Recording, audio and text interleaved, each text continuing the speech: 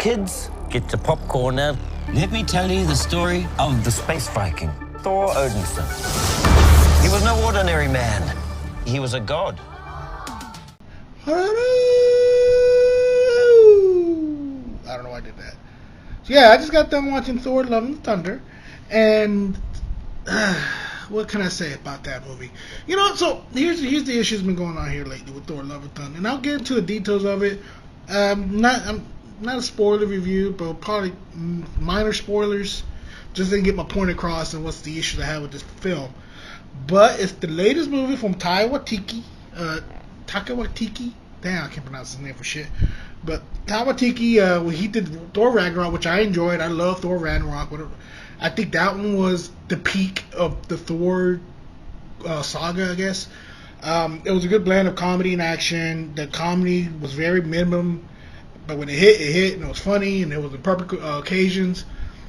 This movie falls in the latter where I felt like they saw all the people love the comedy aspect of Ragnarok and decided to just make a whole damn movie about that. Thor Ragnarok takes place clearly like years after Endgame.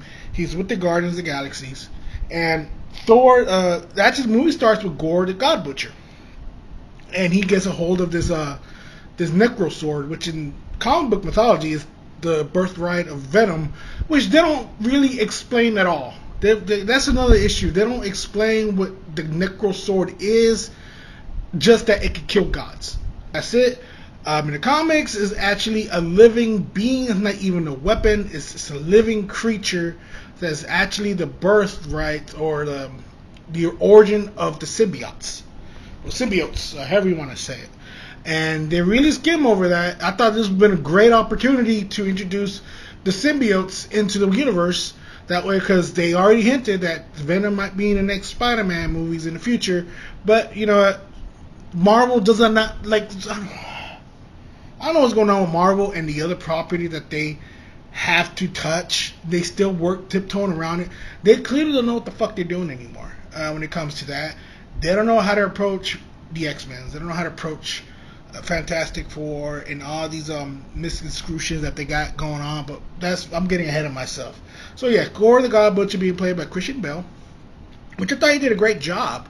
I thought they explained his plot really, his point across pretty good, except there was a scene that made him too fucking goofy. Like, it was just too goofy. He was supposed to be threatening, but he wasn't, because it was overshadowed by one little thing that he did, and then it went straight to a joke. The cut between these scenes are horrible. You got from this dark tone to this laughing moment, and it's like the tone of this film is all over the place. It made no sense what exactly they were doing, other than they literally didn't have much of a story written down. The concept of the Gore the God Butcher is actually a really good story in the comics. It's extremely violent, and in the comics, it takes Thor had to go back in time to get the young Thor. He has to get Mighty Thor, and then he has to get the Runic Thor, which is the future Thor, and to beat him. They kind of did that here, but they didn't. It was, the tone was all over the place. The Jane Foster, which is Natalie Portman, which is Babe, she actually did a pretty good job, and I liked her rendition of Thor. But again, they didn't give much to give her. Like, they gloss over the fact that it's minor spoiler here, that she has stage 4 cancer, and the reason why she's able to pick up the hammer outside of being worthy is the hammer also has another enchantment that apparently Thor did.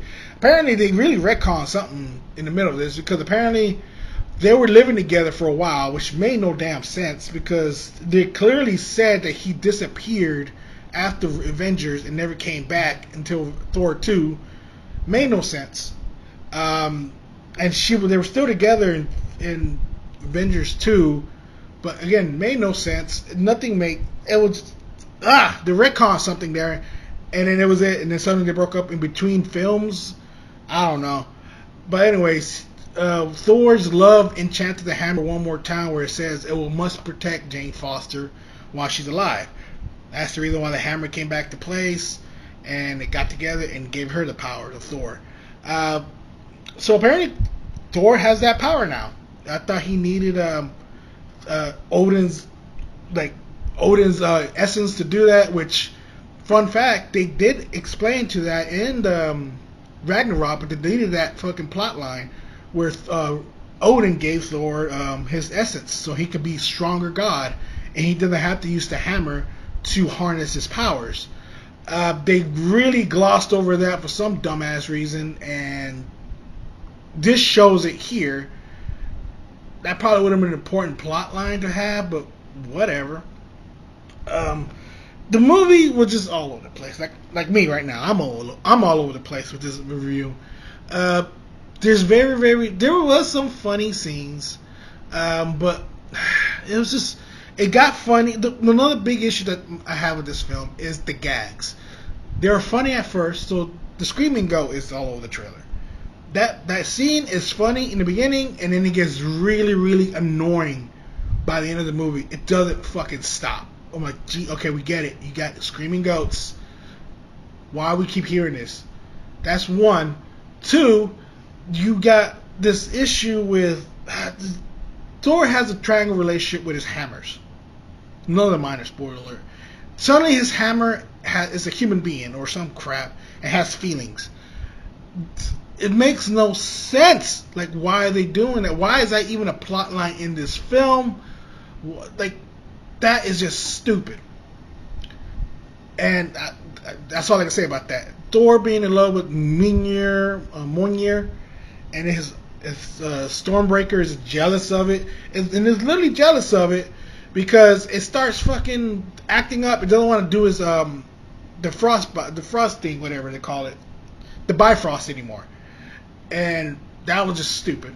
I think the only funny part of that one, when you try to get the hammer and then his Stormbreaker slowly comes around, that part was funny.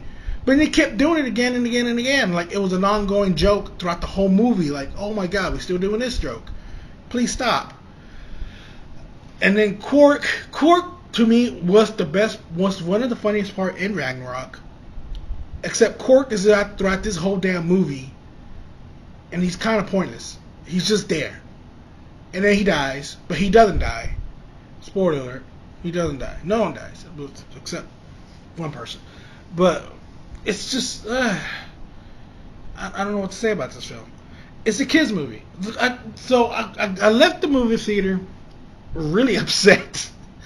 But I sat down, thought about it, and then just got other people's opinions on it while reading. And then it made me go back and then just rethink about it.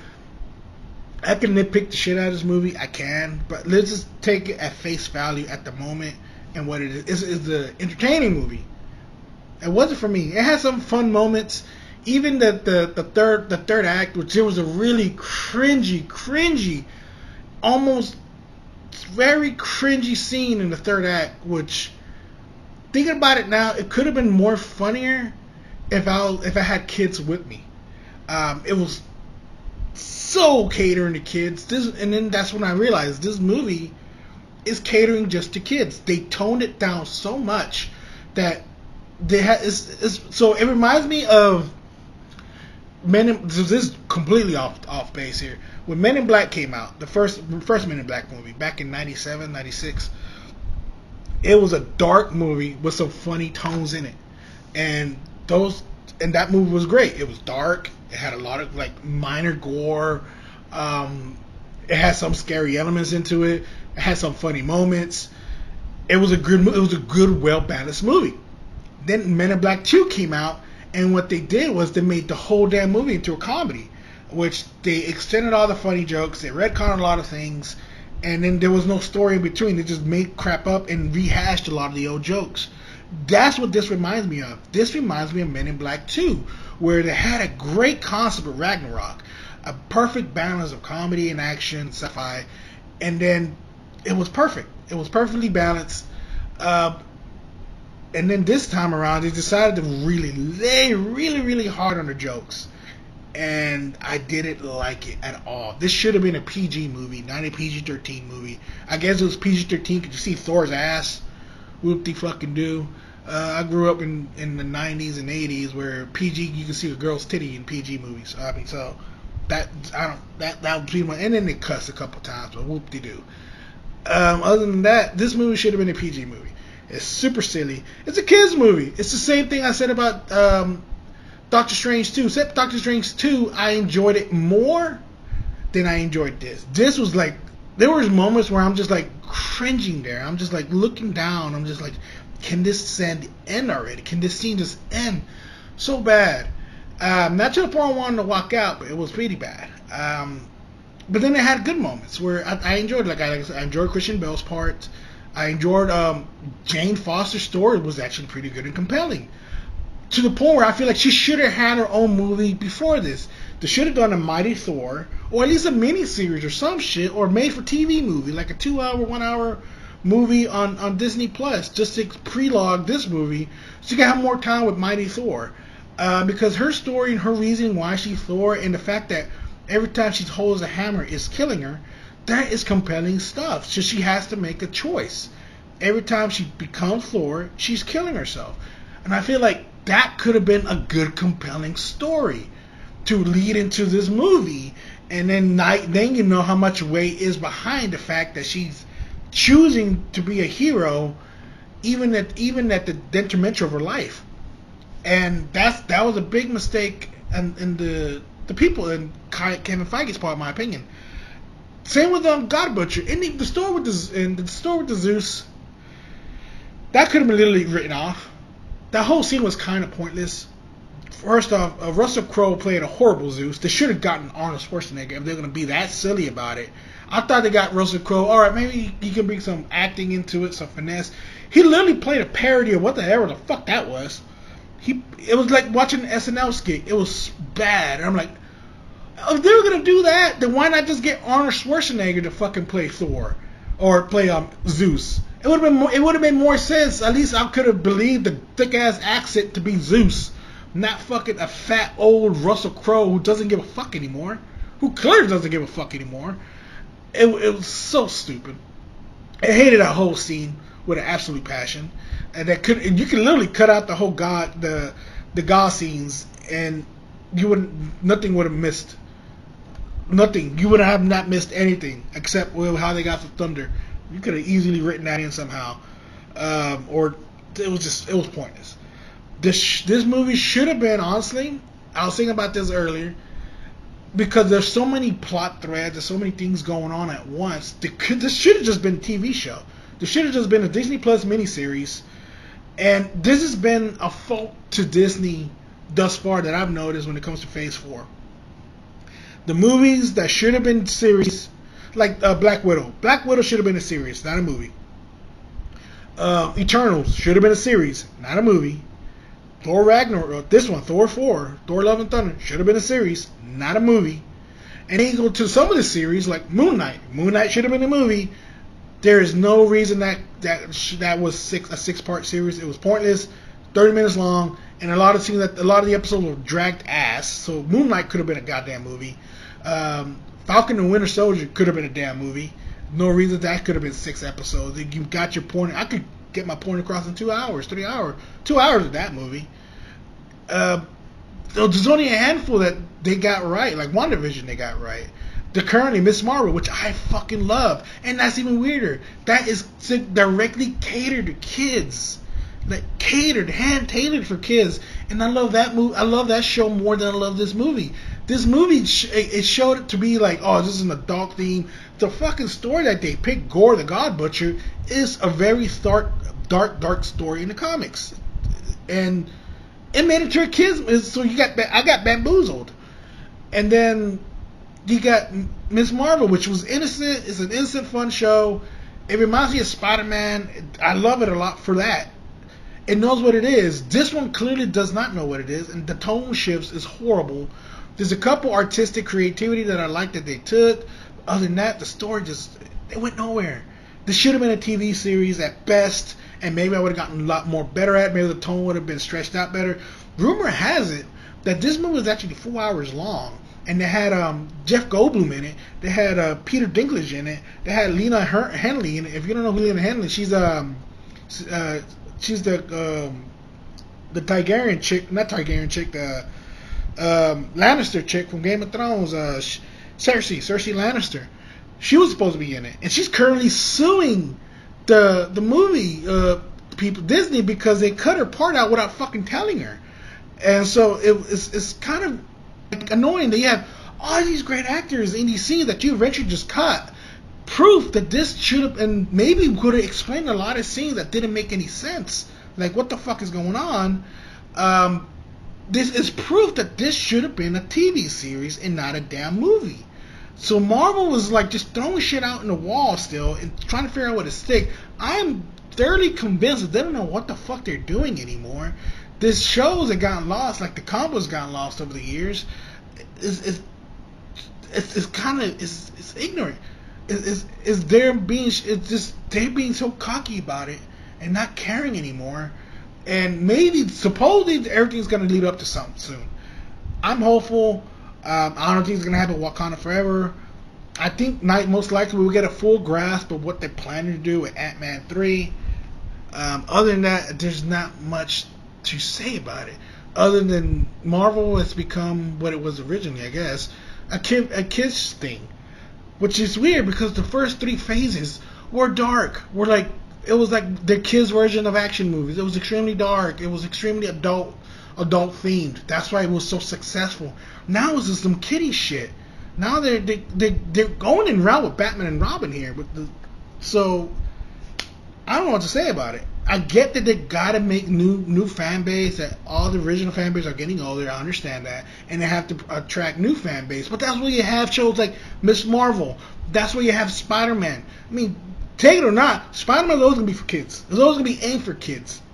I mean, whether people want to argue with me about it or not, Spider-Man is always going to be aimed for kids because he is a kid who does adult things. So they have those. Like Thor was always geared towards adults. Iron Man was always geared towards adults. It was because of the theme and topics. If you read the comics, they're extremely dark. And this time around, it gives me a little hope of what they're going to do with the X-Men movies. Because the X-Men movies are extremely dark and extremely violent sets, and I just don't know. Now I'm officially, the Fantastic Four is going to fit in perfect with what they're doing. There's always been a very kid story, but the X-Men, I don't know how they're going to work the X-Men into this universe at all. They clearly don't have the balls to do what they need to do.